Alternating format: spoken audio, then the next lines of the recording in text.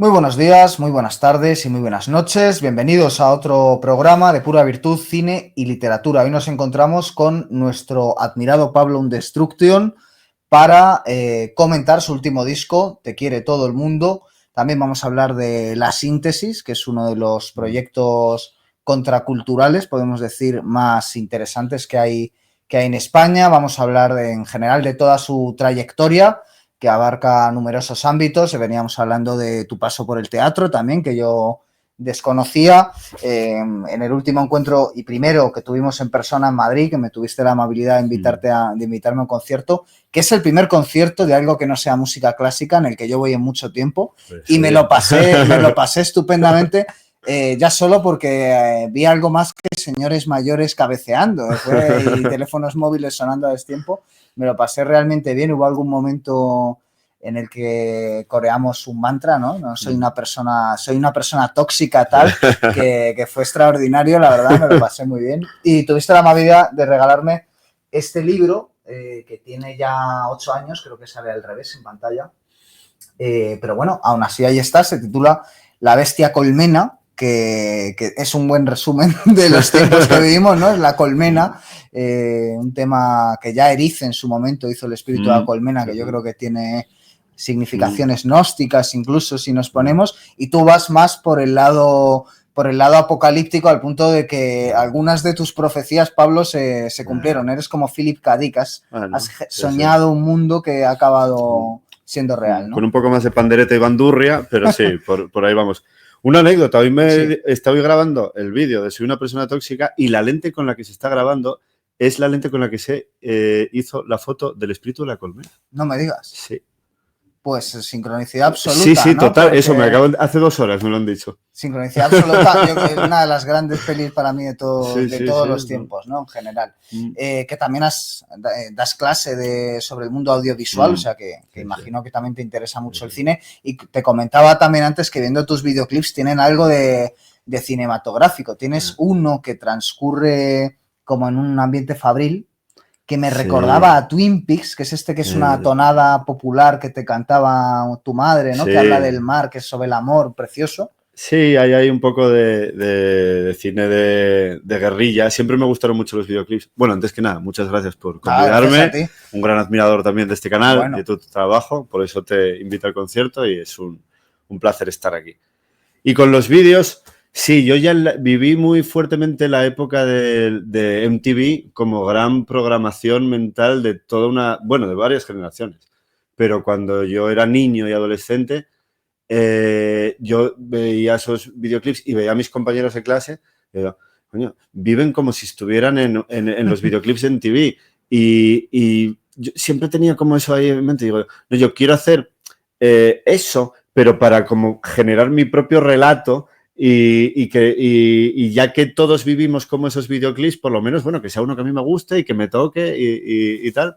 Entonces sí que le doy importancia a los vídeos. Muy interesante porque también he estado viendo el que hiciste de Limonov, es un autor interesante, ¿no? Que te pilló leyendo a Limonov y tal, y el mundo ruso, la conexión y tal. Está muy bien porque tiene planos de caras, que es una cosa que a mí me gusta mucho en las películas de Pasolini. Y me recordaban primeros planos de caras, así como muy de popular y tal, que imagino que serán amigos tuyos y demás. Sí, ese fue un vídeo que grabamos en 3/4 de hora porque nos quedamos sin batería. Claro, bueno, lo típico de... Y acabamos yendo a comernos unas hamburguesas en Cangas Onís, que estábamos ahí al lado, pero suficiente para que se registrara lo necesario. Para cumplir el expediente. Y mira, estábamos ahora hablando justo de la cuestión por la que quería empezar, que por eso ya he dicho, venga, vamos a darle a iniciar, pero realmente podíamos haber estado grabando toda la conversación anterior, ¿no? Y me gusta la idea de que sea una conversación distendida, ¿no? Y de que tu disco nos lleve a muchos temas, realmente porque tú imbricas muy bien tu vida en tu obra en tu vida, tu pensamiento en ambas, etcétera. O sea, eres como muy orgánico, tengo esa sensación, ¿no? En todo lo que haces. Y te comentaba que para mí, digamos que como alguien que tiene un seguimiento cultural, sobre todo por la vía del cine y la literatura, pero después, pues paralelamente la música, el teatro, etcétera, del mundo cultural, ver la desactivación, digamos, subversiva de la música popular, es una de las cosas que más me ha hecho ver que el mundo cultural está muerto, ¿no? Es decir, el cine cada vez hace menos películas incómodas. Los libros incómodos al final se tapan, pero bueno, siguen existiendo autores, etcétera, tal. Pero sobre todo en el mundo de la música, que siempre es lo más inmediato, lo que más directamente te habla de lo que está ocurriendo, es curioso ver cómo nada de lo que ocurre en nuestro tiempo, la situación actual en Europa, la guerra en Ucrania, la guerra en Gaza, la pandemia, crisis económicas, 15M, vamos retrocediendo 2001, 11S, etcétera, etcétera. Caída del muro de Berlín, cómo hay una pérdida totalmente de presentismo, se cae en el kitsch. Y no sé cómo ves tú desde dentro esta situación, porque en tu obra, por primera vez en mucho tiempo, encuentro un puñetero cantautor o trovador, o como quiera llamarla, heredero de Dylan, de Leonard Cohen, aunque sea por esa tradición, desde luego más que de Víctor Manuel, ¿no? O que de Serrat. De Nick Cave, yo diría, también me recuerdan algunas cosas a Neil Young, quizás todo esto desde mi ignorancia. No, sí que hay. Pero, joder, alguien en español que primero trata de ser interesante musicalmente, interesante visualmente y que piensa en sus letras. Entonces, un poco mi idea es, pues, tratar de profundizar en toda esta amalgama orgánica que te compone a ti, compone tu obra, que yo creo que la diferencia es peculiar y que nos cuentes un poco. Bueno, yo vengo del contexto de la contracultura de años 90 de una ciudad como Gijón, que tuvo el Gijón Sound, el Gijón Sound. Fue muy famoso como movimiento juvenil del que surge el indie y demás, muy vinculado a la casa sindical de la CNT, que tenía un local en la planta baja que organizaban conciertos y demás, y ahí empieza mi actividad. Está todo el circuito del do it yourself llamado de la época, y había era un tema central en las discusiones el venderse o no venderse, el mainstream y el underground. El concepto de contracultura frente a las subculturas, por ejemplo, como podría ser lo mod, lo rockabilly, es claramente subcultural, y luego tenemos distintas contraculturas, más en el lado de los nazis skinheads o de los anarcopunks, etcétera. Todos esos sectores muy marginales y muy vinculados a esa marginalidad, tanto a la política como a la droga, no existen ya. Y yo he visto, por la edad que tengo, 41 años ya, y empecé con 14 años, cuando yo me metí en la sindical de Gijón, cómo todo eso se ha fulminado. Y con pelos y señales, con nombres propios, he visto todo ese proceso y ha sido, pues claro, golpe de talonario de instituciones públicas, sobre todo europeas, que han ido controlando toda esta corriente anarcopunk, por así decir, ha sido muy berlinesa. Lo berlinés ha estado muy abierto a lo europeísta y ahí han ido entrando las ayudas y poquitín a poco resulta que no solamente se nota en esos reductos, sino que la cultura pop actual ya se crea a golpe de algoritmo y de subvención. O de subvención. A veces van de la mano, no. Pero esa voluntad muy de Ateneo, porque realmente yo entré en la CGT con 14 años y nos dieron la llave del Ateneo, que fue muy bonito, aprendimos mucho, éramos un pequeño grupo que nos llamábamos GAL, ya de aquella teníamos ganas de tocar las narices, sí, Grupo Autónomo Libertario, y teníamos la llave y luego bajábamos al local pues a los conciertos y bueno, pues había un trabajo de formación propia y comunitaria y ha desaparecido. Y yo he tratado, bueno, de mantenerme un poco en eso, también porque te formas ideológicamente a una edad temprana y es difícil desprogramarse. Y luego, bueno, pues que hay una tradición evidente, que se ha asumido esa tradición como la madurez. Madurar es venderse. Y yo, por ejemplo, ya en muy temprana edad siempre he tenido pinta de paisano. Yo me acuerdo, como tarde fueron 26, 27 años, que yo fui, mira, ya soy un paisano, ya llevo mis pintas de paisano, claro. Tal, no va de la mano. Y una reivindicación también de la madurez y de no caer en esto peterpanismo que a mi generación le ha dado muy fuerte. Sí. Tíos de 40 años que quieren hacer lo mismo que hacían con 20 sin mover una coma, ¿no? Sí, y ahí yo en ese sentido... Y tíos de 20 que quieren ser de 40, porque yo tengo un montón de compañeros de generación que quieren ser ya funcionarios o lo son. Sí. Es más, es que en tu generación es al contrario, como suele ocurrir. Sí. Y yo en ese sentido siempre reivindico el rock and roll, de rock como una roca en los principios y bueno, y roll y rodando y flexible en las ideas y en determinadas cuestiones más accesorias. Claro. Y eso es lo que trato de hacer, rock and roll. Claro. Has dicho ya muchas cosas interesantes. No me quiero salir de tu disco, que al final suele pasar en estas cosas, que se habla de todos menos de tu libro, que has venido aquí a hablar de tu disco, pero has mencionado el tema de Berlín y del punk. Y quería preguntarte precisamente, uno, por cómo te inicias en el punk, qué visión tienes del punk, ¿no? Y hasta qué punto el punk, primero, en su propio país de origen, qué recorrido tiene, porque realmente dura 10 años, como mucho, vuela rápido.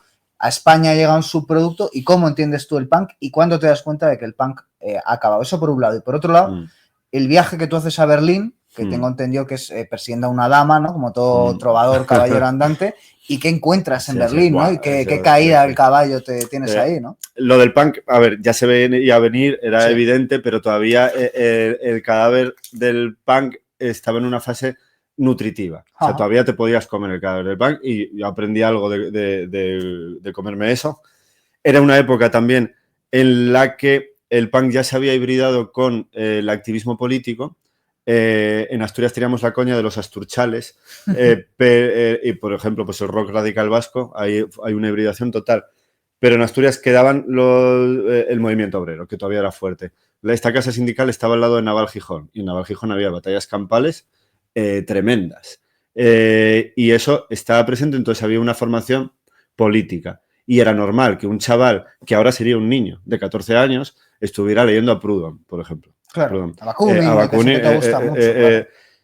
Sí, bueno, sobre todo ¿no? Sí, hombre, claro, el de Eslavismo y Anarquía, cuando me leo una recopilación, que estaba ahí en el Ateneo, de textos de Bakunin, Eslavismo y Anarquía, acerca de su idea de lo eslavo y su relación con la patria, reivindicando la patria en contra del Estado y, bueno, pues señalando la diferencia que hay, ya no estás en la anarquía y birra fría de pegatina en lo que se había convertido en anarquismo en muy pocos años. Claro. Porque la vuelta de Federica Montseny en España, y que todavía participaba en la clave, participaba en la vida pública española, bueno, había ciertas referencias de un anarcosindicalismo español, bueno, pues digno, al menos en muy poco tiempo, desapareció.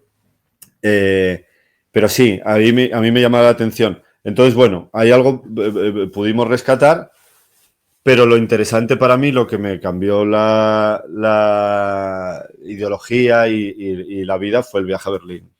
Hace pues unos 13, 14 años, persiguiendo a la dama y encontrándome con una traición muy dura y a la vez con la convivencia de todo el hipsterismo que era lo que estaba por aquel entonces de moda, con, por ejemplo, la Sharia Police, la policía de la Sharia para los inmigrantes musulmanes, que, bueno, pues iban señores con un chaleco que ponía Sharia Police y entraban al bar y llamaban la atención si veían a alguien con un aspecto relativamente moruno, bebiendo o jugando a las máquinas tragaperras y demás. Y a mí me solían confundir con mezcla de turco-alemán. Claro, bueno, eso pasa mucho con los... Yo tengo un par de amigos en Alemania y a uno le pasa mucho, sí. Mi querido amigo Hugo. Y en ese contexto fue cuando descubrí a Limonov y empecé a acercarme a críticas a la modernidad y al progresismo y al antecedente lo woke, que muchas veces se asocia lo woke con Berkeley y el Partido Demócrata Americano y demás, pero en Europa el epicentro de lo woke era Berlín. Claro. Sigue siéndolo todavía. En los últimos resultados electorales se ve. Y hasta la opción supuestamente extrema derecha, ¿no? La señora en su vida privada que no tiene, pero bueno, una mujer lesbiana que tampoco resuena a una familia, ¿no? Y ahí era sobre todo con lo sexual, que yo fui ahí donde viví la herida de lo afectivo, de llegar y ver una aberración sexual por todas partes que yo no conocía. Yo tengo amigos ahora, pues eso, más o menos de tu generación, en Asturias, que hablo con ellos porque uno toca tal y cual y dice, no, pero es que los jóvenes toda la vida pues hicimos este tipo de barbaridades. Y yo realmente no. O sea, en las Asturias que yo conocí cuando tenía 15, 20 años, pues éramos jóvenes y, lógicamente, tienes unos ímpetus, pero determinado tipo de aberraciones que se han normalizado en 10, 15 años, ni se nos pasaba por la cabeza. Y las que quieren normalizar, ¿no? Sí. Hasta la pederastia, ¿no? Que es la única que queda por normalizar. Sí, sí, o sea, el resto, cualquier cuestión orgiástica... Zoofílica casi, si nos ponemos, ¿no? Ya. Sí, y yo...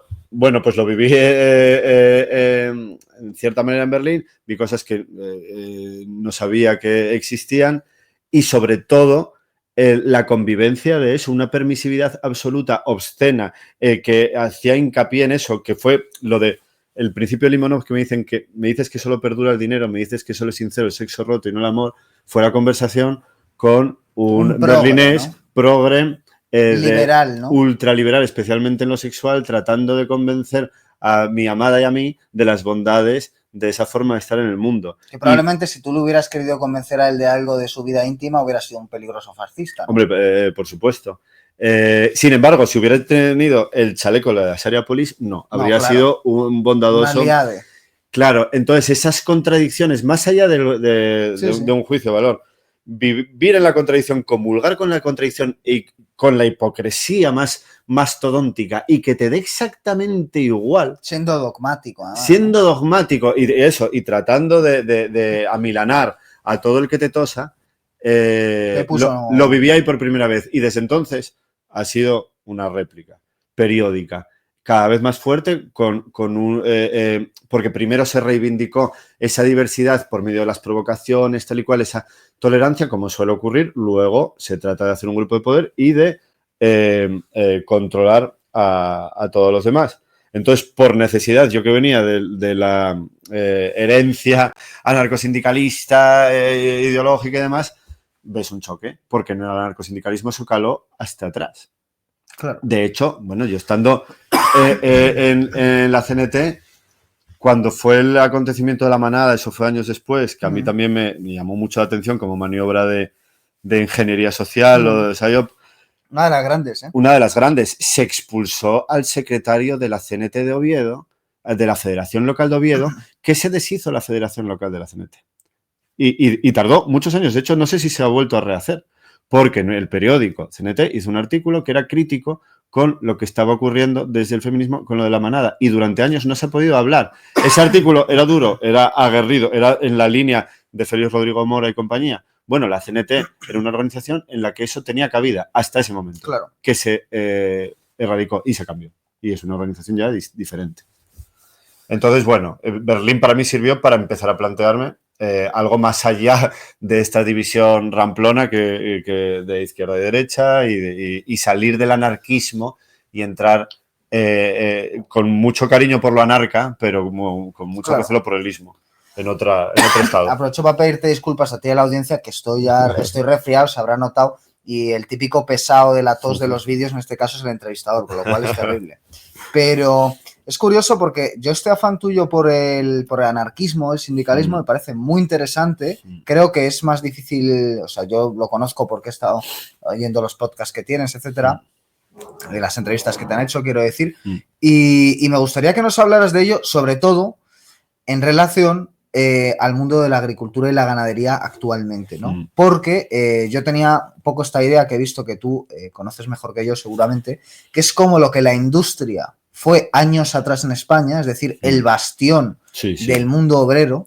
En estos momentos, después de que se desmantele la industria en aras de la europeización, etcétera, etcétera, es decir, a cambio de pasta, ahora a cambio de mucho menos, se está haciendo lo mismo exactamente en el mundo de la ganadería, de la agricultura, y cómo eso, a la izquierda, que desactivó en su momento a la izquierda y la sustituyó por esta izquierda caniche que tenemos ahora, cómo ahora ya directamente es que ni se plantea a la izquierda poder aproximarse a la agricultura y la ganadería. Muy buena pregunta, voy a enmarcarlo un poco. Hilo conductor. Yo antes de ser músico estudié veterinaria. Claro. Y de Berlín me fui con Las pupilas dilatadas de ira, que es una canción que yo compuse porque estuve 3 días de la tradición que tuve, sin dormir con las pupilas dilatadas de ira físicamente, y me fui a un pueblo en Asturias a vivir solo. Te emboscaste. Tú eres un gran emboscado, esto quería decirlo. Me parece que eres un gran emboscado. Y ahí estuve 6 meses solo completamente y luego ya, bueno, desde entonces siempre he estado yendo y viniendo del mundo rural y aparte con la formación de veterinaria y con lo sindical. Entonces, ¿qué ocurre? Para mí, la transición ecológica es una reconversión industrial. Punto. Pero se ha comprado al sindicalismo y a la izquierda cambiando la terminología y poniendo 4 banderitas y, sobre todo, mucho dinero para comprar voces. Pero se ha ido desmantelando y reorganizando y reconvirtiendo el sector primario y secundario, agrícola y ganadero, y las luchas que ha habido los últimos años desde la izquierda y desde el mundo sindical han estado completamente abandonadas, si no señaladas y perseguidas, como ultraderecha, que es el comodín del público. Entonces, bueno, ahí tenemos un problema de primer nivel. ¿Qué comida comemos? ¿Dónde comen la comida que nosotros producimos? Claro. ¿Qué costes tiene? ¿Quién puede mantener esa producción? Y cualquiera que tenga contacto, sobre todo con la ganadería, porque se suele asociar en España agricultores a grandes terratenientes que tienen unas explotaciones enormes. En el caso de la ganadería, precisamente en la zona en la que yo vivo rodeado de personas que tenían pequeñas explotaciones ganaderas, a lo mejor con 100 vacas, que ahora es pequeño, aunque en España en los años 60 y 70 con 15 o 20 vacas podías vivir, que han tenido que ir cerrando, porque el precio de los piensos, la inflación, se está notando muchísimo. Entonces llama mucho la atención que eso se haya abandonado y que desde luego no haya ninguna voz cultural que se atreva a defender eso. Es más, hay lo contrario, porque se genera una corriente neorrural, pero dentro de estas ideologías de la diversidad que lo que hacen y que están colocadas estratégicamente, y ya no voy a poner nombres, pero bueno, yo vivo en Asturias y se puede uno hacer una idea para neutralizar este tipo de grupos. En Asturias son Asturias Ganadera, como grupos de ganaderos, de agricultores que están luchando y que tienen algo muy importante que perdió la izquierda, la capacidad de partirse la cara y la disponibilidad a que te la partan, claro, que es aún más importante casi, claro. Entonces, bueno, pues ahí está un gran actor político, yo creo. En ese sentido, te quería preguntar también por una cosa muy interesante que me has dicho antes viniendo, que es el tema de cómo el 15M, que de alguna forma es el momento más grande de desengaño que ha habido en casi la democracia en España, ¿no? Quitando alguna huelga general concreta y tal, de la población masiva contra su casta política, cómo aquello se canalizó no hacia un sindicato, me parece un comentario muy bueno, sino hacia un partido. Y en ese sentido, cómo precisamente uno de los problemas que ahora mismo puede haber en el asunto ganadería-agricultura es que ya la gente lo asocia a un partido, ¿no? En este caso a Vox.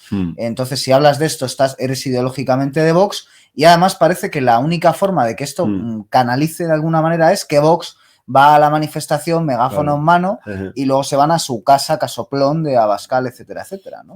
Bueno, esa fue la gran derrota del 15M, fue caer en el fundamentalismo partitocrático, ya no democrático, sino partitocrático, cuando venía a criticar eso.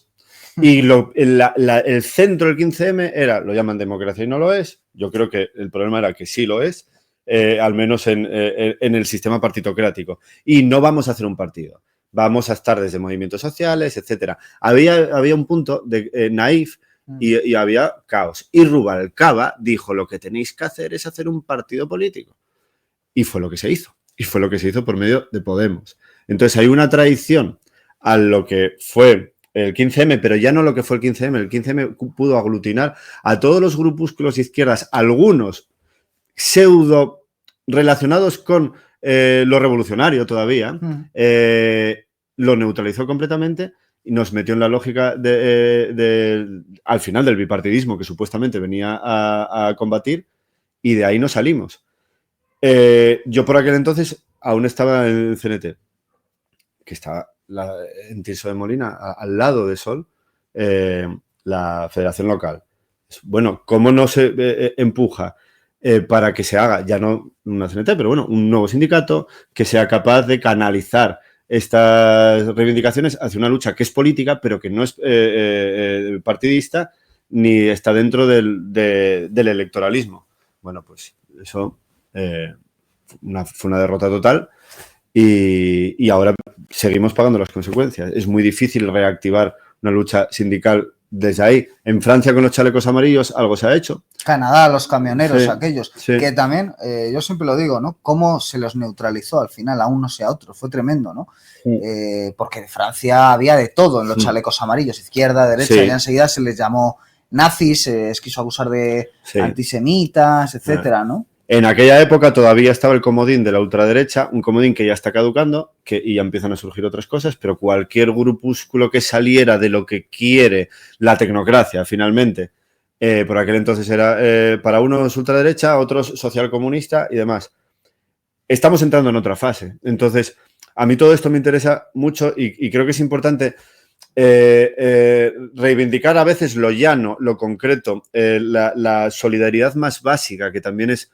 Estamos tan descondicionados de sentimientos también y de acciones que son naturales, y la lucha por la dignidad de tu oficio es algo natural, y por el compañero que tienes a tu lado y por la tierra en la que vives y por tus hijos y por tus padres es natural. Todas ellas, la izquierda posmoderna, por llamarlo de alguna manera, aunque creo que va más allá de eso, te descondiciona de la tierra, de la familia, porque eso está mal. Y la derecha del oficio y de la solidaridad y de la capacidad de lucha para ciertas cosas, bueno, tanto unas como otras son necesarias, pero es verdad que estamos en un punto diferente. Por eso, bueno, hablando un poco del disco, la canción está de Dementocracia, que era como se iba a llamar La Bestia Colmena, por cierto. ¿Ah, sí? Y a los editores dijeron, No igual. Es verdad que en aquella época Dementocracia era demasiado, porque poner el foco en lo que se ha convertido la democracia, la oclocracia creo que se llamaba, ¿no? Oclocracia, el gobierno de los idiotas, sí, ¿no? Era demasiado fuerte La masa, en ¿no? aquella época, sí. Porque todavía estaba, bueno, pues cuando salió esto, yo hice este libro porque no podía hablar con nadie. O sea, ni con el batería, casi que tocaba con el batería, lo único que un poquitín todavía podía hablar, pero porque ciertas cosas pasaba con muy buen criterio de mí. Claro. Y se mantenía una amistad hermosísima. Pero estábamos tan abducidos por el podemismo, en realidad. Todas las monsergas que fueron sacando de luchas racionales, legítimas, naturales y honradas, aunque pudieran estar equivocadas, a el delirio de lo que se acabó llamando woke. Y ese delirio sigue. ¿Y cuál es el reto ahora? Bueno, está siguiendo por el lado derecho también.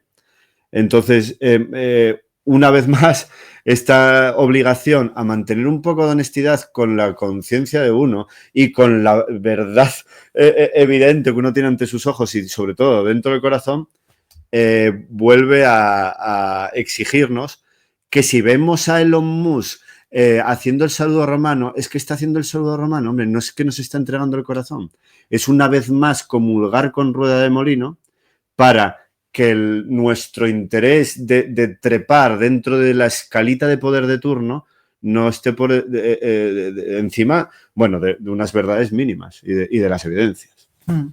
Precisamente quería también preguntarte por el trayecto que tú haces en relación a la política paralelo a Podemos, que ya está muerto, ¿no? Con estas últimas noticias que estamos teniendo, pues de Rejón, Monedero, e imaginamos que próximamente Iglesias, es que todo esto no es una campaña también para relanzarle al mismo, y que además no es un trayecto obviamente que hayas hecho tú solo, sino que otros compañeros de generación con los que tienes relación pública y privada, ¿no? Como Anairis Simón o Hassel París, etcétera, ¿no?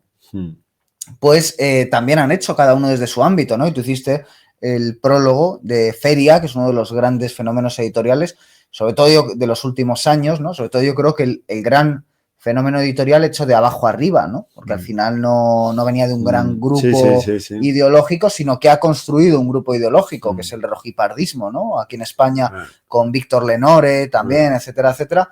Y un poco, ¿cómo crees que ha sido este trayecto? Porque cada uno con su movida, podríamos decir, todos tenéis vuestro inicio un poco en otro ámbito y habéis acabado abriendo un camino nuevo, ¿no? También para los que somos un poco más jóvenes lo vemos así, que al final habéis hecho que se hable en el debate público, pues eso, Víctor Lenore, desde venir precisamente la crítica cultural, Anaïri Simón desde Vice, Hassel París, que venía también pues de su trayecto político, etcétera, etcétera, y en los medios de comunicación ahora hablando de geopolítica y tal, y tú en el mundo de la música, del arte, habéis hecho esta trayectoria, ¿no?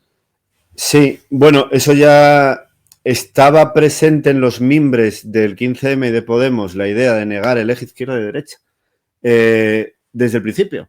Y la transversalidad y el bipartidismo. ¿Por qué criticaban el bipartidismo? Porque se criticaba la idea de izquierda y derecha como categorías inútiles a la hora de acercarse a la complejidad y sencillez también de los problemas reales.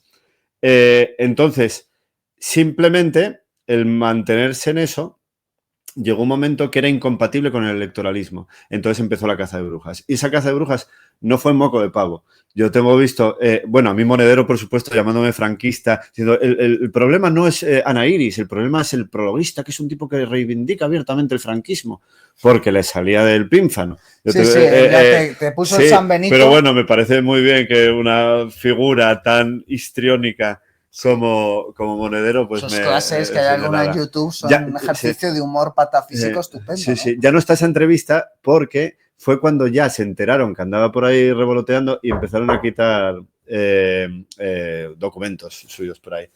Pero bueno, eso estaba. Yo, por ejemplo, la de Limonov, que Limonov, hombre, otra cosa no, pero yo iba con las cartas boca arriba. Sí, algo de rojo y pardo tendrá. Es del 2014, por aquella entonces la gente me doraba la píldora en Podemos, eso, teloneé a Pablo Iglesias cuando fue las primeras elecciones europeas, que yo ni sabía quién era Pablo Iglesias. Y luego sí que Podemos siempre trataba de pillar a cualquier voz crítica y poner al servicio de su causa. Y si no entrabas, iban a por ti en todo lo que podían. Y haber vivido eso y saber que se hicieron lo que pudieron, ya no podemos compartir todo ese entorno social, me vino muy bien para pensar acerca de cómo fue la guerra civil en España, cómo se comportaría cada uno teniendo un arma y el anonimato, claro. Y demás. Y viendo también, bueno, pues muchas injusticias, sobre todo con Ana. A Ana le dieron toda la leña que pudieron y Ana, con muy buen corazón y con mucha mano izquierda y con mucha cintura, supo convertir el mal en bien, en cierta manera, y abrir camino. Yo creo que Ana es para mí quizás la mejor, o sea, es una gran autoridad dentro de eso, por su madera, por su sensibilidad, su madera humana, y cómo es capaz de ver la bondad en su adversario, que es importantísimo también. Entonces sales de la lógica de la enemistad, estás combatiendo, en este caso intelectualmente, y son adversarios, pero ves esa... Y por ahí es donde ella opera. Ella siempre apela a lo sensible de cada uno. Y bueno, se ha abierto el camino, muy bien. Y ahora Ana, una vez más, también París y compañía, el nuevo reto es seguir estando en este centro de gravedad permanente, un poco claro. De no escorarnos a la derecha chabacana que está sustituyendo a la izquierda chabacana, porque al final es una cuestión de chabacanería, como claro. Hablábamos antes también en cuestiones ya no políticas, sino religiosas, sí. De cómo la chabacanería impregna todo y lo corrompe y lo convierte en inútil. Entonces el reto, y si se ha abierto camino, bienvenido es, y oye, mira, por lo menos cuando uno va cumpliendo años esto se agradece, pero sobre todo que ese camino lleva a algún lado, porque si no tampoco vale para nada, si el camino se abre y quedas en otro matorral, y el reto ahora está en eso, en no polarizar al electoralismo de turno del otro lado.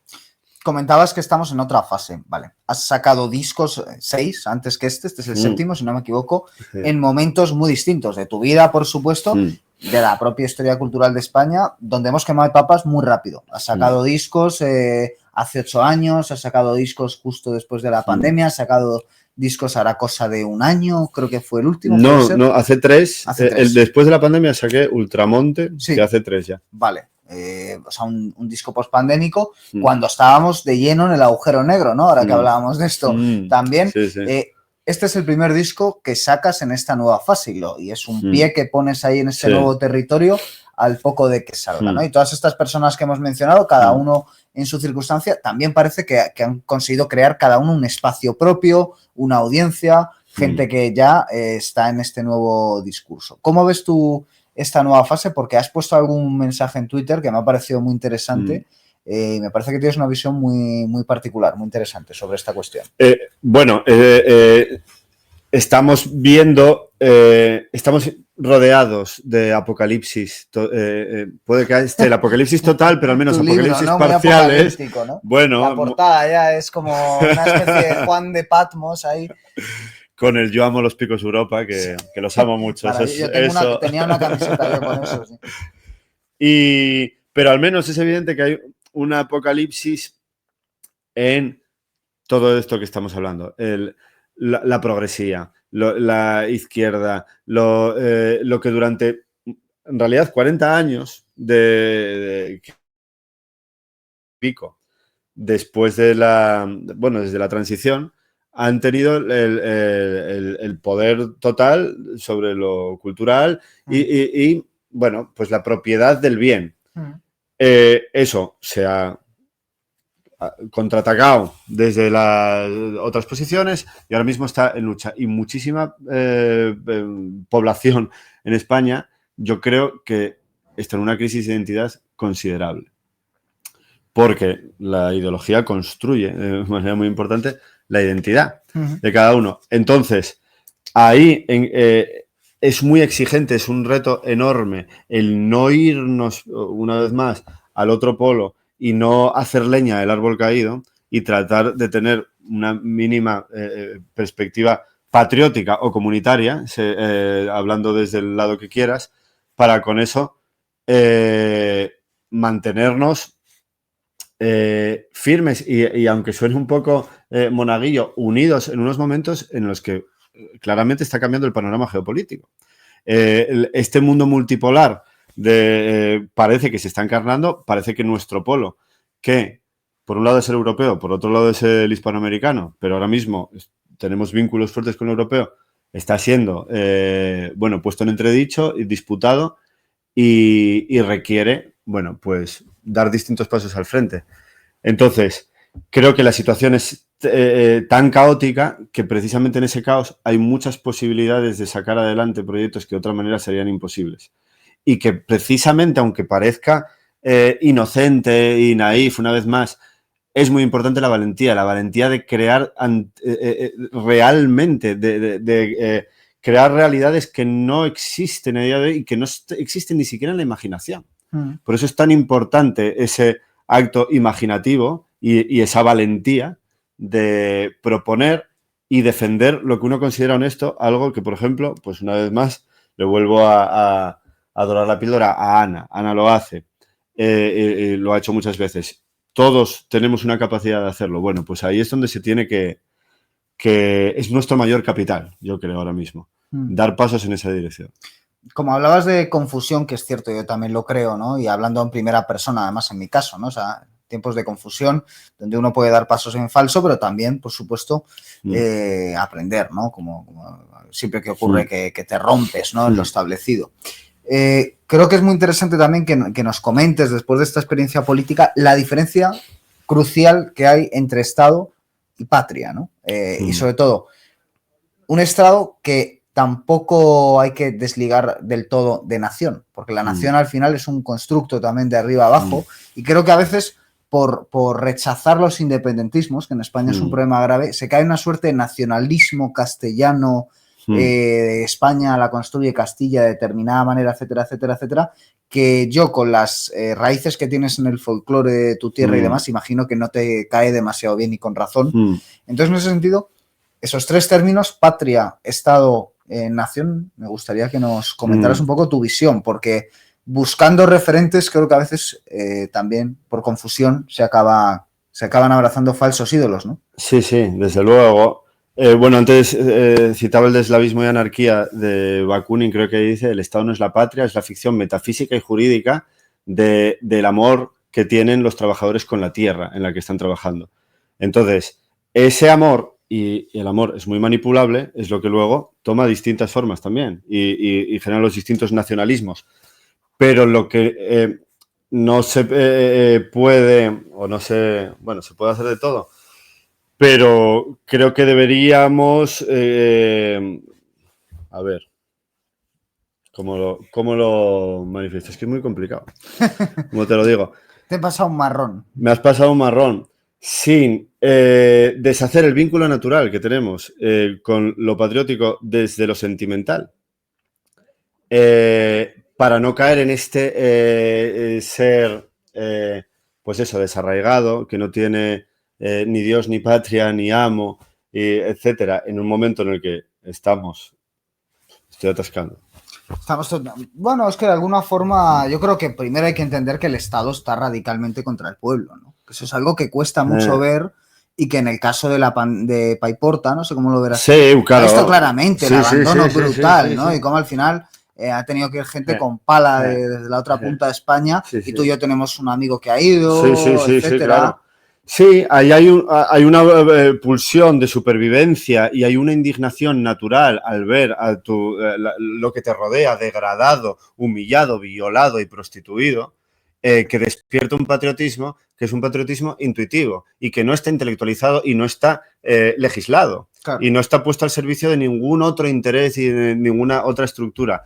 Eso es muy puro, pero lo puro, precisamente por ser puro, se puede manipular muy fácilmente. Entonces, mantener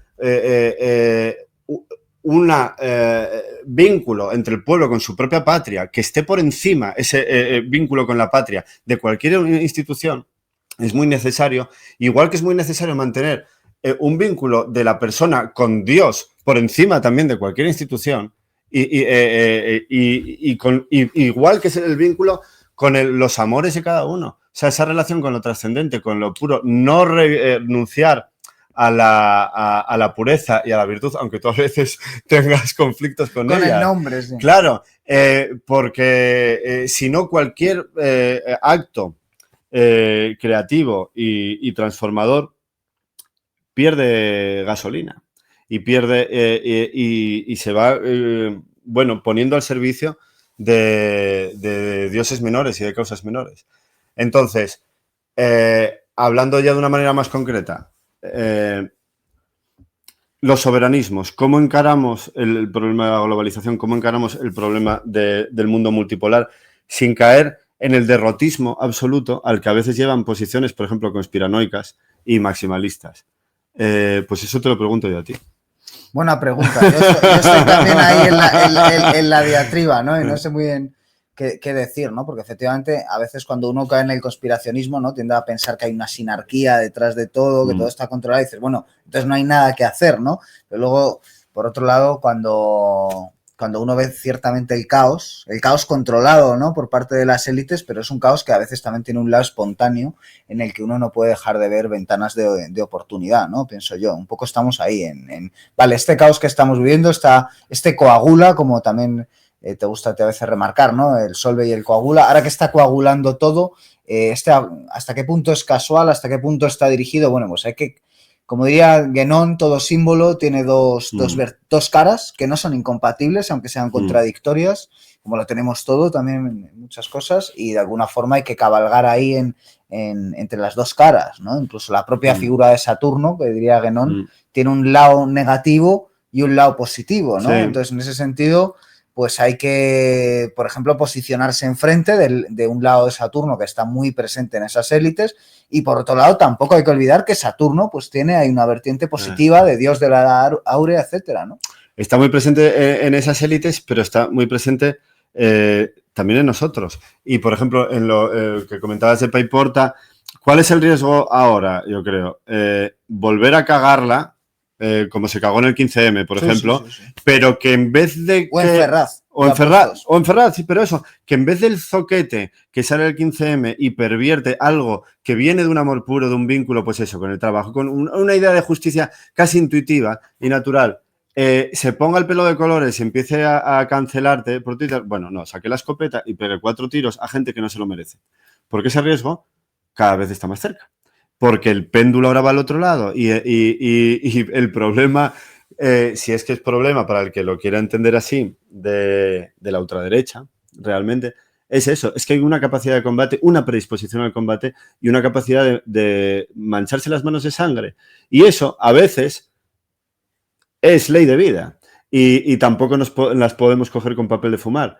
Pero otras veces se cometen absolutas atrocidades. Y cuando esta tendencia la vemos acompañada del vídeo de Trump en Gaza, de las aberraciones de todo tipo, que como ya estamos en esta lógica de ceros y unos, robótica, en la que nos estamos navegando, bueno, pues ese es el riesgo. Ahí es donde yo decía antes de tener el valor y la pureza un poco de corazón, de ir adelante, de reunirte con la gente más peligrosa que puedas encontrar, pero tratando de hacer esa alquimia muy difícil y que probablemente, imposible, y que probablemente nos cueste la vida tarde o temprano, pero que yo creo que es la única forma de relacionarse con el momento tan poderoso y a la vez complejo en el que estamos.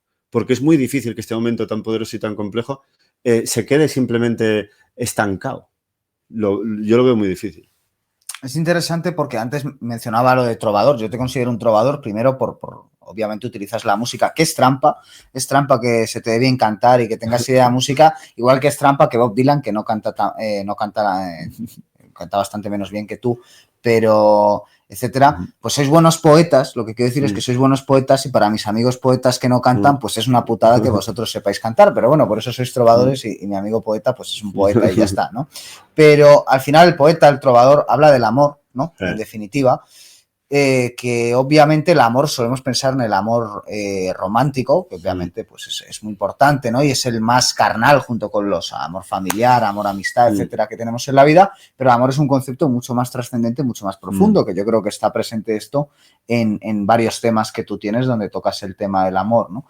Y precisamente con esta búsqueda de la pureza, de la inocencia, lo unirían hasta qué punto, como artista, como poeta, es inevitable que tengas esa tentación y es, de hecho, yo creo que es bastante valorable en una sociedad que tiende al cinismo, ¿no? Y a desesperanzarse y a abrazar esas relaciones esporádicas y sin amor que se nos ofrecen. Pero, por otro lado, como tienes este interés también en lo simbólico, en lo psicopolítico, podríamos decir, ¿hasta qué punto eso también es manipulable, ¿no? Y en ese sentido, lo has dicho antes, amor manipulable, ¿no? Es un vínculo, que también lo has mencionado mucho, el eros es el gran vínculo de todos, genera dependencia inevitablemente, ¿no? El amor te hace dependiente, por eso da tanto miedo a mucha gente. Y me gustaría un poco escucharte porque me interesa mucho la visión que tienes de este término, el amor, que al final es un término mucho más importante en política, en arte, en tal, no sé qué, que la mayoría de cosas de las que perdemos la vida hablando, ¿no? Y digo en una canción que es de lo que más me gusta cantar en los conciertos, que se llama La Caja, una caja en la que meto cosas, acabo diciendo, no sé nada del amor. Y quiero mantener ese misterio y esa inocencia, pero soy consciente de que el chantaje emocional es el motor de la historia. Y en cierta manera va movilizando la historia. Y todos estos cinismos tienen algo de esclavitud y tienen algo de recelo con nuestro propio entrega a la vida que forma parte de lo amoroso. Los odios parciales como cara oscura de esos amores cuando nos vienen programados. O sea, mi lucha por la pequeñita y personal y que traslado en las canciones, que forma parte de mi oficio, no es otra cosa, por la libertad y por el amor, que es lo que hace un trovador, y el trovador, bueno, un caballerito que la espada que utiliza, pues es el amor. Implica esta desprogramación ideológica, porque esa programación ideológica ya te hace, te relaciona hasta con tu pareja, con tus hijos, tu vida, a quién amas y qué dejas de amar, no debería estar tan conducido por programaciones mentales y sentimentales ajenas y al meterse uno en este proceso de autogestión o autosugestión de estos fenómenos amorosos, es inevitable encontrarse con el misterio y con prácticamente lo sobrenatural.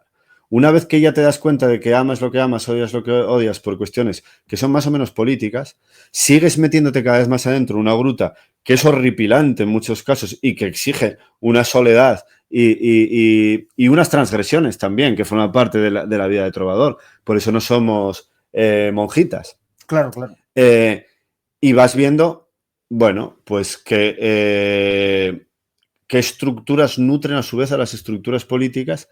Y es todo, bueno, pues un proceso personal. El trovador, ¿qué hace? Animar a emprender ese proceso hasta el final. Y por el medio, y encontrar esa piedra filosofal o ese santo grial. La síntesis, ¿no? Bueno, pues puede ser. La síntesis alquímica. Así llamé al chiringo este que tengo. Bueno, chiringo, que como dices tú, es un think tank, ¿no? Contracultural. Que fue efectivo durante la pandemia y que todavía funciona y no es poca cosa en un pueblo. Bueno, una catacumba, sí, que hicimos en el 2020, en tiempo de COVID, para no perder el trato humano. Y mira, es que lo mejor que tiene la síntesis es la atmósfera que se genera, el espíritu que ahí aparece cada vez que nos juntamos, muy pocas personas, pero que ahí estamos con una buena voluntad muy sencilla, trayendo un cachín de tortilla, unos filetes empanados, tocando un poco y empezando las conversaciones que llevan a territorios inexplorados para mí, porque empezamos con conciertos y acabamos con lo que llamamos contubernios metafísicos, reuniones privadas en las que tratábamos distintos temas, más o menos esotéricos, que de otra manera no se podrían tratar, y eso es lo que intentamos hacer con la síntesis. Generar un espacio para que ocurra lo improbable. Y sí, pues durante la época del 2020 casi nada se podía hacer, especialmente pues eso, algo tan humano y necesario como darte un abrazo y hablar con franqueza, mirándote a la cara con desconocidos. Y eso intentamos hacer. Has mencionado antes el término comunitario y hace nada programación mental. Yo precisamente, ya te lo he comentado antes, te conocí por una intervención que tienes en un programa de Radio Televisión Española hablando de Pedro Bustamante y bueno, pues quería preguntarte precisamente tanto por la influencia de, en este caso, Pedro Bustamante, por el término programación mental, ¿no? Y luego, por otro lado, por el término comunitario, pues por Félix Rodrigo Mora, un poco como dos referentes. Hemos hablado de compañeros de generación, pues de una generación superior que realmente son muy únicos, creo yo, los dos en el panorama español y que además, bueno, entre ellos se retroalimentaron porque Pedro Bustamante habló de la obra de Félix Rodrigo Mora, ¿no? Sí, pues yo los conocí por medio de Jaciel Paris, precisamente. Sí. En una charla de YouTube, también un canal así muy extraño, que estaba Berstringe, estaba Pedro Insua, ese canal desapareció, no recuerdo el nombre. Y primero conocí a Félix, que sí que tiene, bueno, pues un acercamiento, pues eso, más concreto. Los dos tienen relación con el anarquismo. Sí, sobre todo Félix. Pero bueno, el libro, por ejemplo, de Imperio de la Ficción está en Ediciones Libertarias, que sí que es libertario en el sentido más del siglo XX.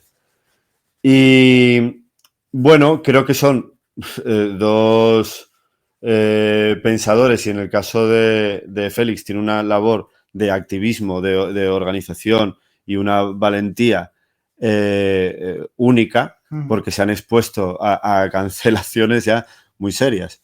Y en el caso de Félix sigue haciéndolo, y ahora mismo en YouTube. Problemas físicos. Y a problemas físicos, ¿no? y difamaciones, y ya no solo Félix, sino cualquiera que lo nombrara durante un tiempo, especialmente en ambientes autogestionarios, cada vez que tratabas de sacar adelante algo concreto de, no, es que vamos, época de 2020, ¿qué va a pasar? O sea, hubo un momento en el que no sabíamos qué iba a pasar mañana. En cuanto a abastecimiento y demás, y hubo alguna propuesta autogestionaria, y en cuanto aparecía el nombre de Félix en cualquier sector de la izquierda sociológica, era un innombrable. Claro. Cuando progresivamente muchas de sus tesis bueno, se están demostrando bastante razonables y muy pegadas bueno, pues yo creo que aunque él no está de acuerdo, a un anarquismo más clásico y también, bueno, pues a distintos acercamientos al comunal que ya estaban aquí antes del siglo XIX y a la vida real en los pueblos de España. Además de eso, está toda la parte de Pedro Bustamante. Pedro Bustamante, bueno, sí que yo no conocía nada similar con esa capacidad de penetrar en el símbolo, de descodificarlo, de atar cabos y sobre todo de actuar sobre tu propia mente al leerlos, especialmente al leerlo, más que al ver los vídeos, para desprogramar, precisamente. Yo creo que una gran parte de la obra de Pedro Bustamante, que es incomprensible desde lo racional todavía y que lo notas contradictorio y absurdo, que luego te choca porque tiene otros pasajes que son muy racionales, muy sesudos. Sí, El Imperio de la Ficción es un libro lógico. Sí, ¿no? Es bueno, muy de la cuerda de Baudrillard. Podría estar, vamos, dentro de un máster de análisis sociocultural. Yo creo que debería estar. Debería. Si es serio, debería estar. Y luego tienen el nombre del falo. Lo del alma y de la matriz transhumana, que claro, eso ya es dinamita. Es una ida de olla. Es una ida de olla. Pero es maravillosa. Es maravillosa. Y te cambia la manera de ver el mundo. Y eso es un acto poético, en el sentido literal de la palabra, enorme. Muy interesante lo que has dicho de descodificar, porque el libro está en formato diccionario. Es muy interesante cómo deconstruye la neolengua con ese juego de vínculos rizomáticos que hace el libro, que lo convierte en un libro vivo. A mí me recordó al libro de la ley de Aleister Crowley. Bueno, es que yo creo que Pedro Bustamante tiene algo muy claramente de Crowley o de estar en contacto con algún grupo crowleyano. Me alegra que lo digas porque lo he rumiado un tiempo. Sí, me acabo de percatar ahora. Te ha venido, ¿no? Sí, pero también es un libro que yo, lógicamente, lo lees, no entiendes nada porque te faltan claves racionales, pero aún así es como una canción. Y ahí es donde unimos las dos cosas. Las canciones es absurdo tratar de entenderlas desde el punto de vista racional, aunque lo tienen. Pero por otra parte, en la canción además está acompañada con la música, hay una sensación y luego apela a lo intuitivo. Y ahí es donde también se vincula, bueno, pues con lo gnóstico, que tanto en uno como en otro está ahí presente. Y hay un canal de comunicación que creo que por eso Pedro Bustamante se retiró o desapareció, más allá de las persecuciones directas o indirectas que pudiera tener, porque el trabajo de invocar la contracultura del futuro, en cierta manera, ya estaba hecho. Y a partir de ahí ya iba a ser una labor de ego, una labor de tratar de consolidar y de coagular cosas que por su naturaleza requieren de un tiempo y no se pueden coagular. O sea, es una soberbia tratar de cuajar eso rápidamente. Incluso puedes tratar de cuajarlo o de hacerlo de manera colectiva, pero siembra. Y poquitín a poco, que es lo que decíamos, personas puntuales, grupos mínimos de pensamiento van desarrollando eso y ahora, por eso es tan difícil hablar de estos temas y yo me trabo tanto que pido disculpas a la audiencia por estos momentos, pero es que se está creando ahora. La alternativa, esta enmienda a la totalidad de lo que ha supuesto el pendulazo woke basado en lo que estamos, el problema geopolítico que tenemos en Israel, que está ocurriendo en Rusia, la crisis de autoridad, por ejemplo, que tú también has señalado con personajes como Dugin a veces, que han sido referencia para muchos y que a veces le notas la doblez. Puede que, y Pedro Bustamante sí que conseguía relacionar lo que nadie podía relacionar y de esa manera poder rebatir o poder operar al margen, que es algo que tanto Pedro Bustamante como Rodrigo Mora tienen. El salir de la lógica perversa de seguir aquí en este diálogo de besugos que ellos controlan para establecer las heterotopías, que también... otro término. Otro término. Yo creo que Foucault, si no me equivoco. Sí, pero él se la apropia, sí, ¿no? Como hierogamia también sí. y tantos otros términos que están antes, o el de chivo expiatorio, etcétera, que él yo creo que muy sabiamente relee. O sea, realmente es interesante porque todo esto que estás comentando no es más que ir más allá de aquello que ya marcó la posmodernidad francesa, ¿no? Con Foucault, con Deleuze, con Derrida, etcétera, que es muy interesante, que se estudia en la universidad, que precisamente por eso está ya muerto, porque la universidad se ha matado, se ha institucionalizado, como el arte moderno, como muchas cosas, como la propia música popular, ¿no? Que ya se ha matado porque como los ateneos, es que tanto la academia como el ateneo están neutralizados. Bueno, está neutralizado y en muchos casos en manos de sociedades secretas, que es otro tema muy interesante, ¿no? Pero los ateneos, etcétera, suelen tener detrás que si masonería, que si tal, y lo encuentras en la universidad, el que no es del Opus Dei es de un partido político, el que no es de un partido político es de una sociedad secreta, etcétera, etcétera, ¿no? Es interesante en ese sentido porque de alguna forma con lo que sí que tienen estos autores, sobre todo yo creo que Félix, es que están absolutamente fuera, ¿no? de estos grupúsculos, que es una oligarquía en el fondo también, ¿no? Es la oligarquía de la oligarquía, no en el sentido económico, que controla la partidocracia, ¿no? Sí, es el clero también, en cierta manera, tanto el sector académico como el cultural de la partidocracia y del imperio de la ficción. El imperio de la ficción necesita para que su ejército, y ese ejército de la ficción, bueno, pues somos nosotros también, generando nuestras obras, nuestras canciones o textos y demás, y es muy difícil no ser un tonto útil, no creer que estás al margen, pero en realidad estar abajo o bueno, pues eso, en un batallón miserable.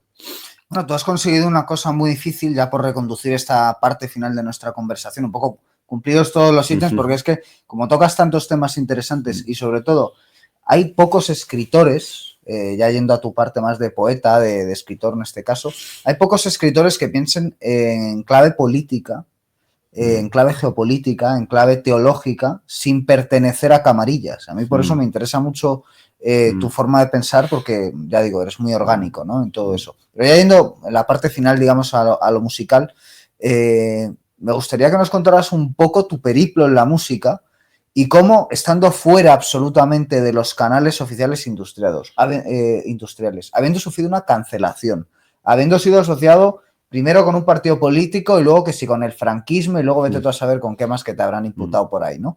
¿Cómo demonios has logrado salir adelante manteniendo una marca indeleble, estilística, etcétera? Y yo creo que una integridad en todos y cada uno de tus trabajos. ¿Cómo has conseguido mantenerte? Más que nada porque cuando uno le dice a sus padres, imagino, quiero ser músico, ya se echarán las manos, se pondrán a temblar, ¿no? Pero cuando encima quieres ser músico sin pertenecer a ningún grupúsculo, sin ser como Aitana, Alejandro Sanz y tal, que todos ahora tienen depresión siendo millonarios y tal, ¿no? Es complicado, ¿no? Pues dejamos para el final, igual, en el fondo lo más bonito y lo más interesante y lo más puro de toda esta historia, que es que he tocado hasta debajo del último paraguas ya no de Europa, he tocado en Filipinas, he estado en México también, pero sobre todo por Europa me la he pateado entera.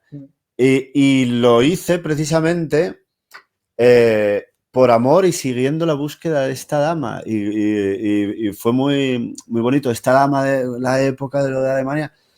Ese proceso, que fue muy doloroso al principio empecé quejándome, pero luego me abrió las puertas a ir por un circuito de pequeños barecitos, incluso de iglesias protestantes que tocamos en muchísimas, de pequeños grupúsculos de asociaciones culturales de hasta el último pueblo, de Polonia, de Alemania, de Austria, de Francia, de Suiza también. Íbamos a países donde veíamos que tenían un poco de pasta, porque como no nos conocía nadie, por lo menos era prácticamente limosna, claro, pero que nos dieran. Y fueron...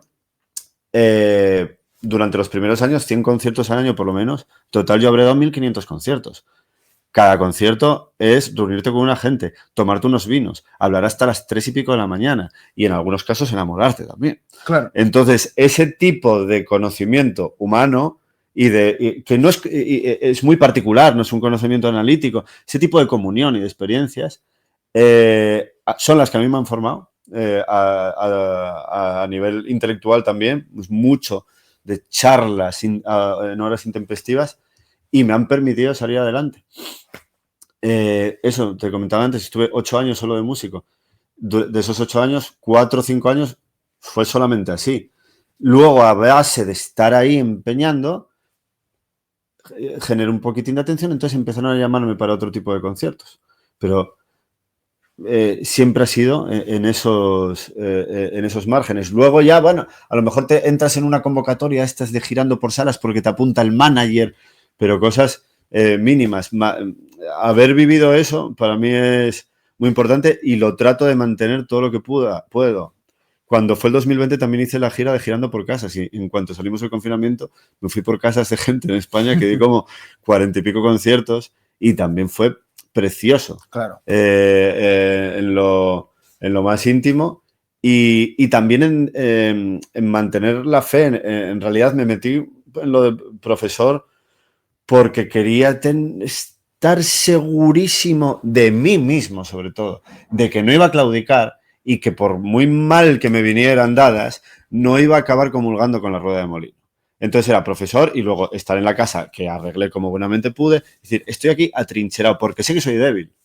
Y que en un momento que me pille la cosa torcida, pues a lo mejor acabo haciendo algo que no debería y que yo sé que no debo hacer por, bueno, salir del paso porque no tengo para pagarme la luz. Claro. Entonces, estar lo más atrincherado posible, pero en el fondo no me habría hecho falta. Porque eso me lo demostró lo de girar por casas, aún saliendo de una pandemia, con todo en contra, manteniendo la rectitud y la fe, sales adelante y Dios provee que eso es algo que realmente estar de gira una y otra vez y no tener un duro y darte cuenta que, pumba, nos quedamos sin un pavo y estamos en Bremen. ¿Cómo llegamos a Kiel? Y eso me pasaba 1000 veces, siempre aparecía. Cuando tú estabas como tenías que estar y además la posibilidad de algo venía que te permitía seguir adelante. Y los grandes errores que yo he cometido como músico ha sido esas crisis de fe.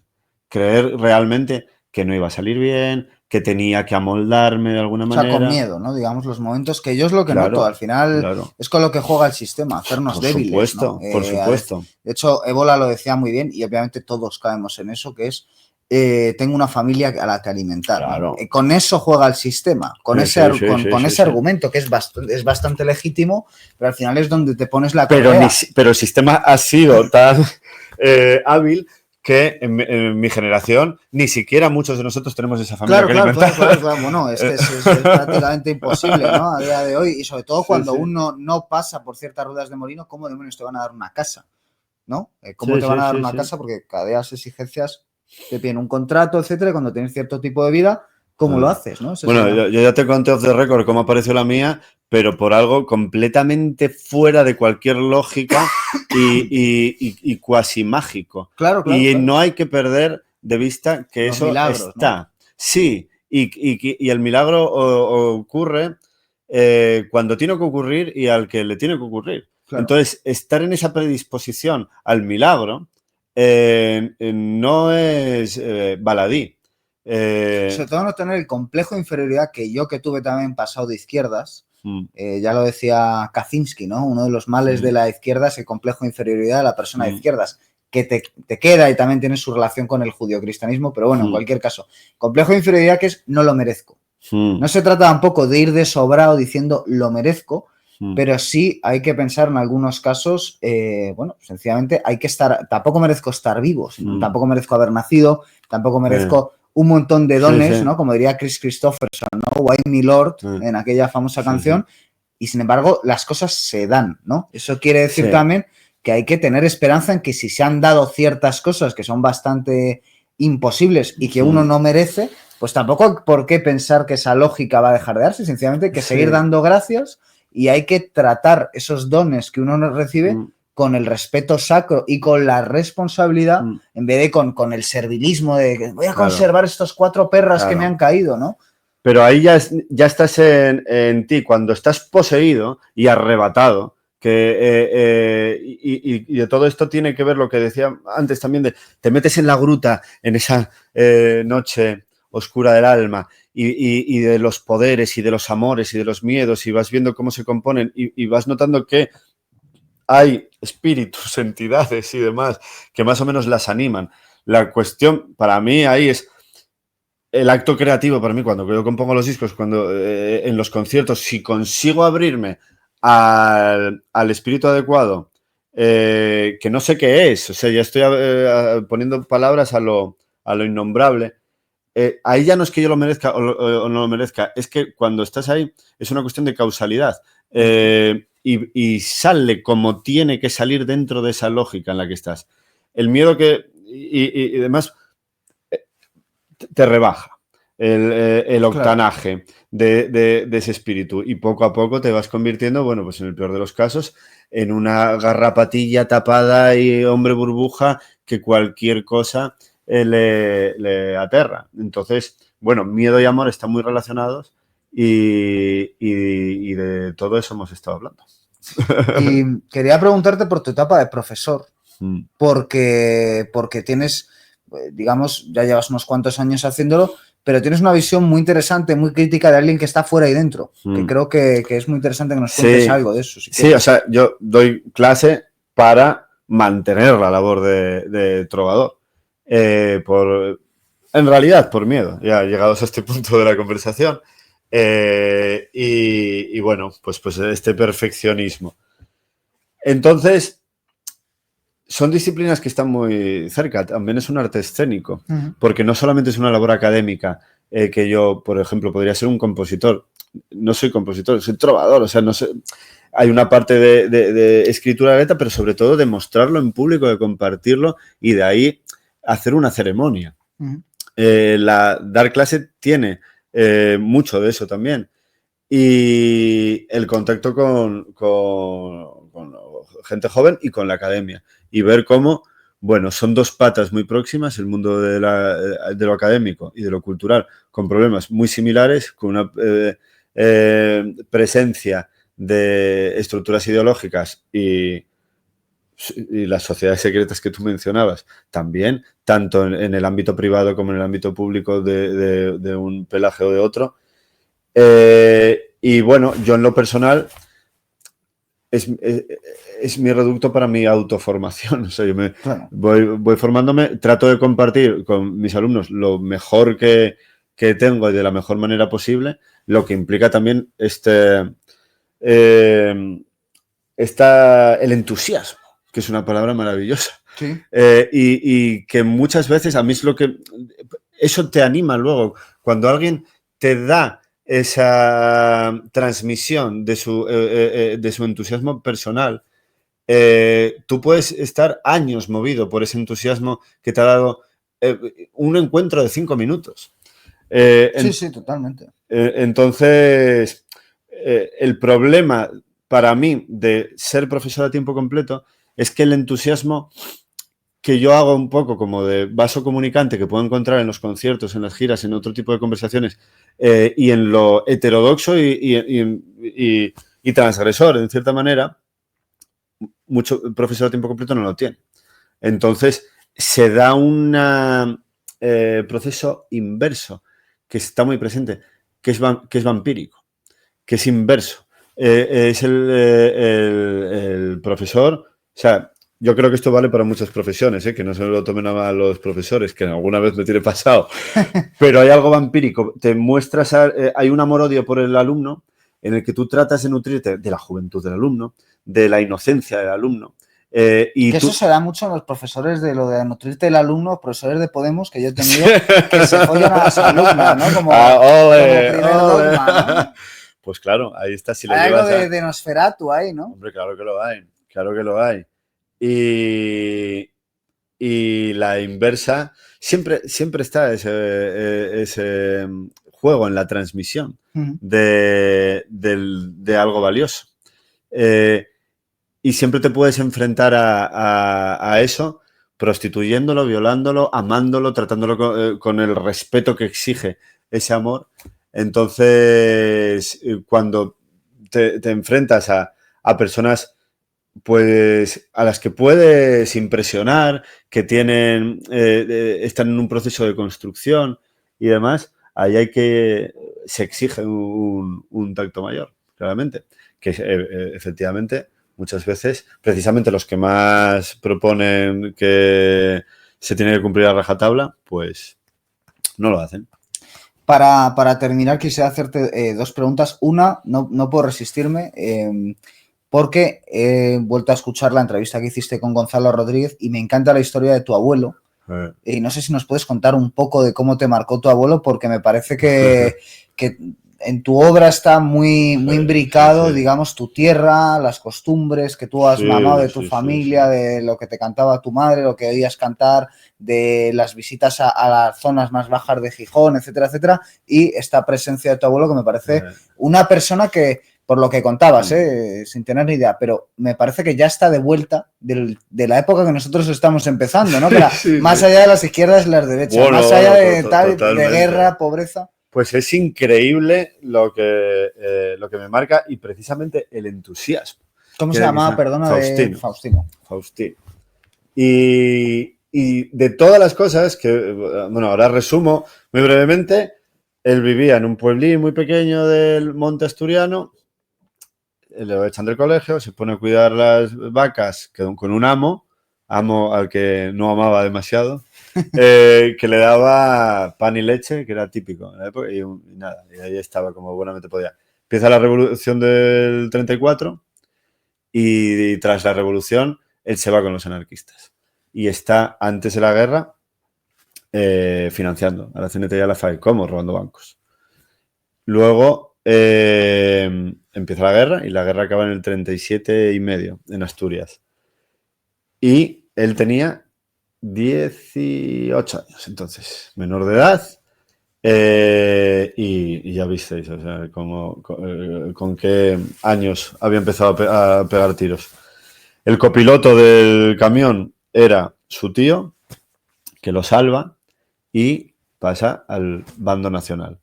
Y está en la batalla del Ebro, la toma de Madrid y demás. Acaba la guerra, él todavía no tiene 21 años. Entonces le llevan a hacer la mili a Lugo. Y los que estaban ahí, eran casi todos antiguos republicanos, se van más o menos voluntarios a la División Azul. Entonces está en Krasnivor.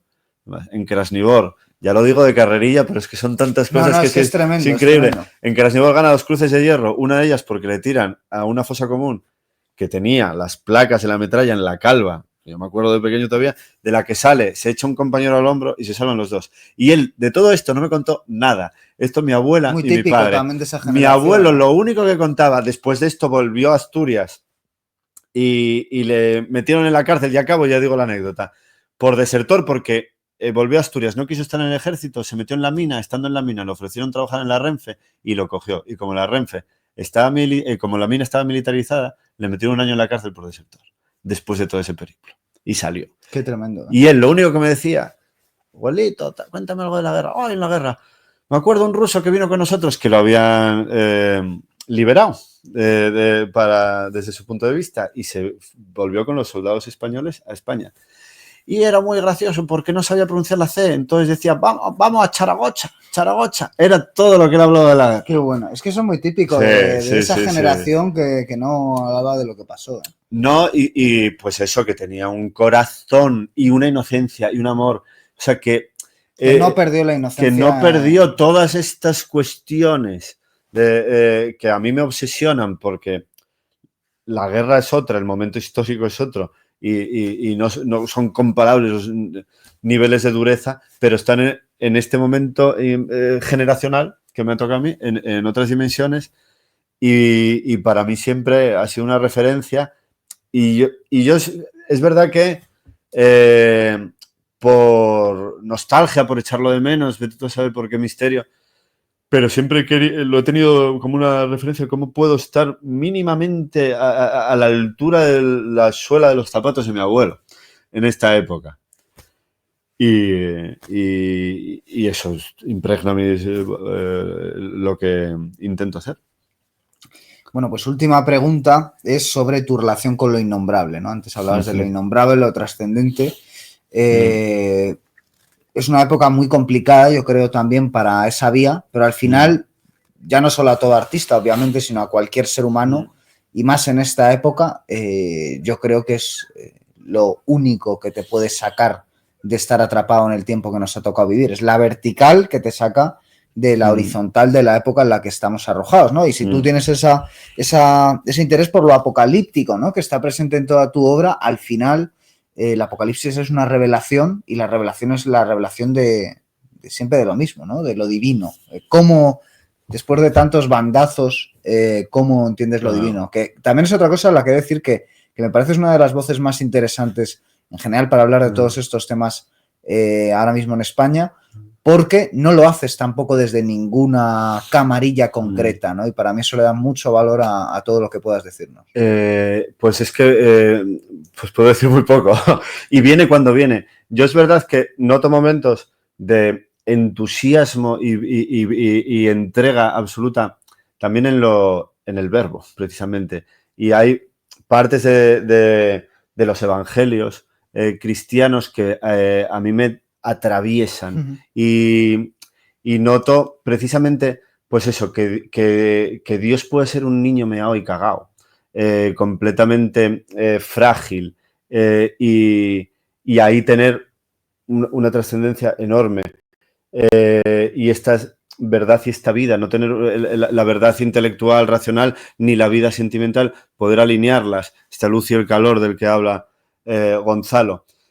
Y he dado muchas vueltas, he tratado de explorar, pues eso, con la mayor honestidad posible y creo que al fin es eso, es no engañarnos a nosotros mismos, tratar de ser honrados, mantener el entusiasmo que tienen pues estas personas, como yo, por ejemplo, con lo de mi abuelo. Y ¿cómo te cuento algo más de lo innombrable? O sea, cualquier otro intento que haga va a quedarse corto. No comulgar con ruedas de molino, no traicionarnos, no ser unos miserables para nosotros mismos, sabiéndolo, escapando de nuestras propias miserias, con ideologías, echando culpas a terceros, viendo la famosa paja en el ojo ajeno. Mi abuelo, por ejemplo, eso, tenía un libro en la mesita de noche que era el Criterio de Balmes, con unos preceptos éticos muy básicos para tener criterio, precisamente. Extraordinario el libro, ¿eh? Además, a nivel filosófico se lo había leído todo, Balmes. Pues una y otra vez y trataba de aplicar esas cuestiones.